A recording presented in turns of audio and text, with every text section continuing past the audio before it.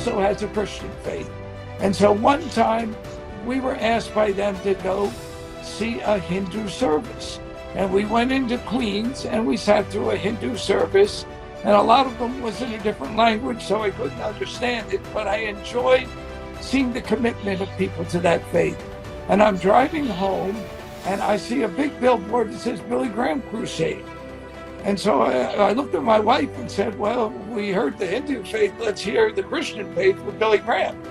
And so we drove off the road and we went to Billy Graham.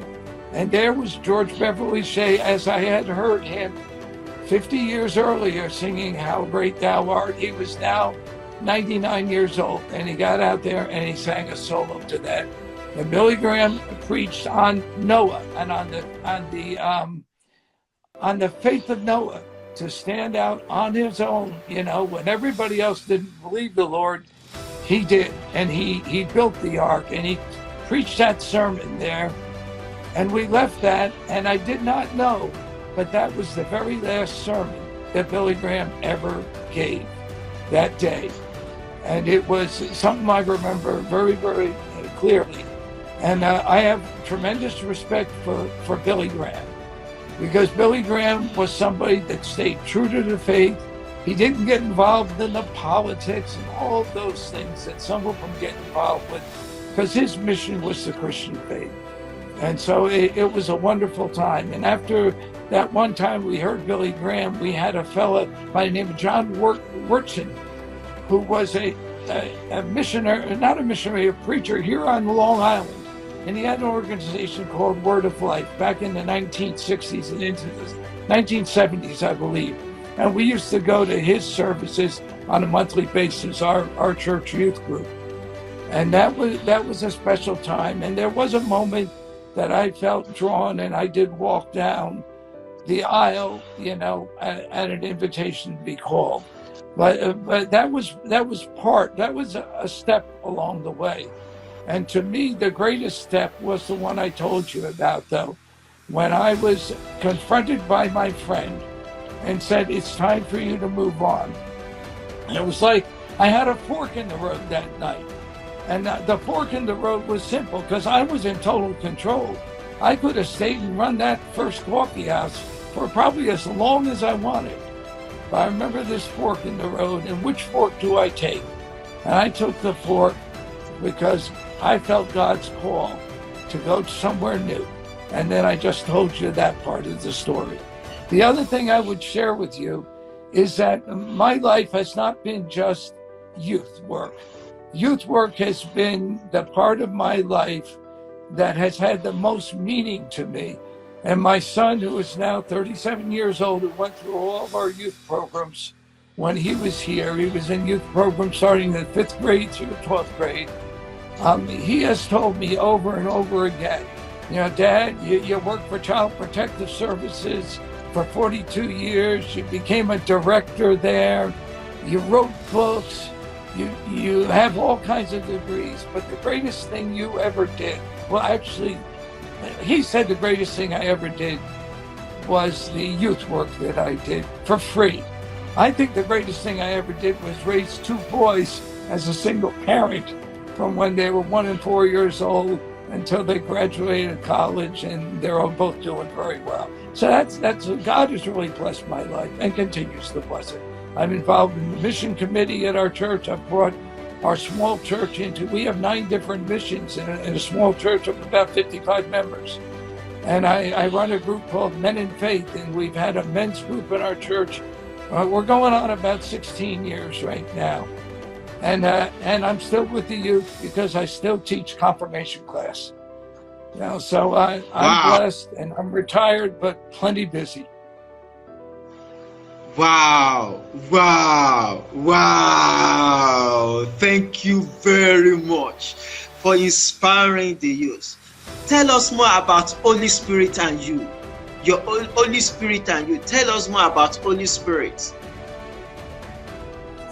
To tell you, I'm sorry again. Tell us more about. Well, I'm getting older. Okay, tell us more about. Can you hear me now? Yes. Tell us more about. Holy Spirit of God, Holy Of the Spirit, Holy your Spirit. Sure. yes, tell us more Yes, I about. will. Yes, I will. The Spirit of God is something that, I do feel.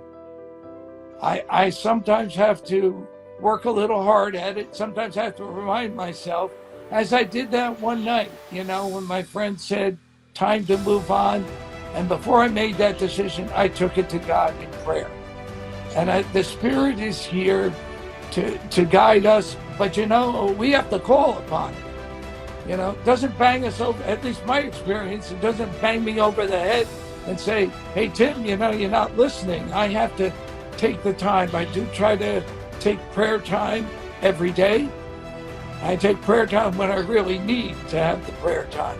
When there's a question coming up to my mind, I look at some of the things that are happening in our country today, and I have great concern, and I've taken that to the Lord in prayer, and what role I can play in my own humble way.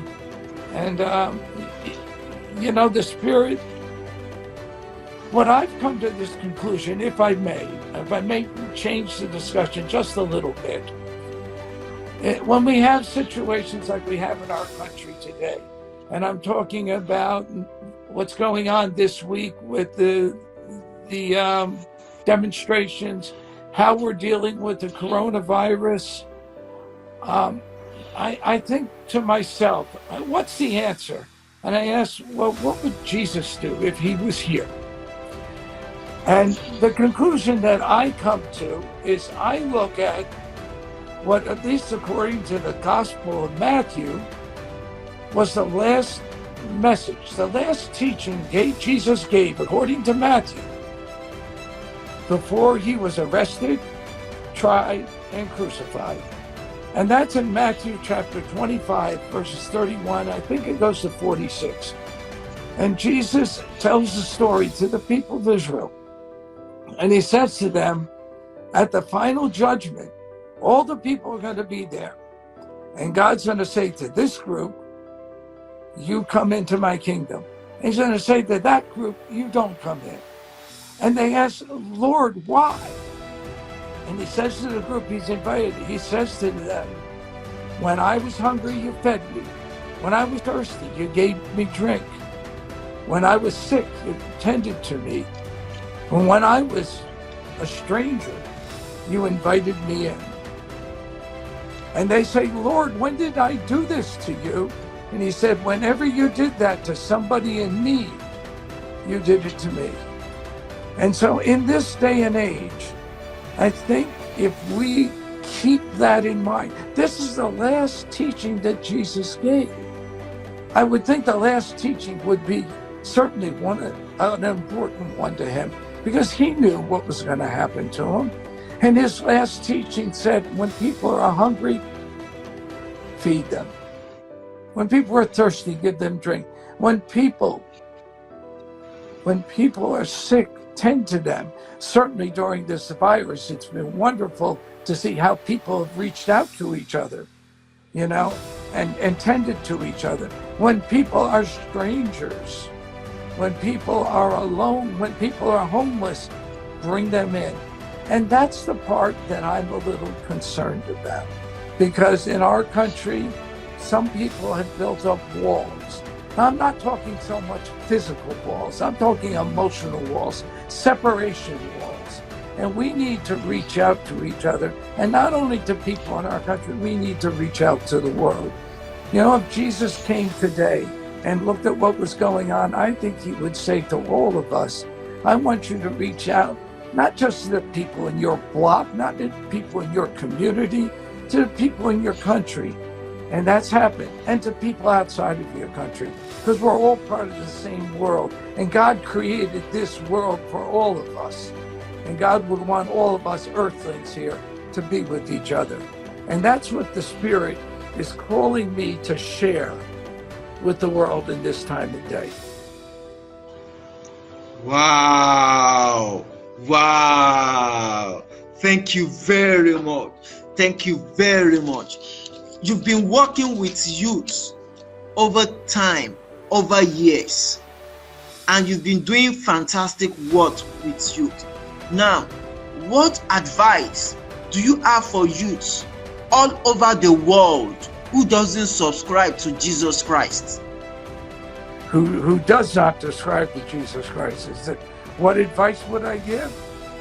Well, the first advice that I give, I just sort of ended with, is that we are one world. We are all earthlings on this world. And God looks at us as, God doesn't look down and say, well, Americans, they're my favorite people, or my favorite people are certain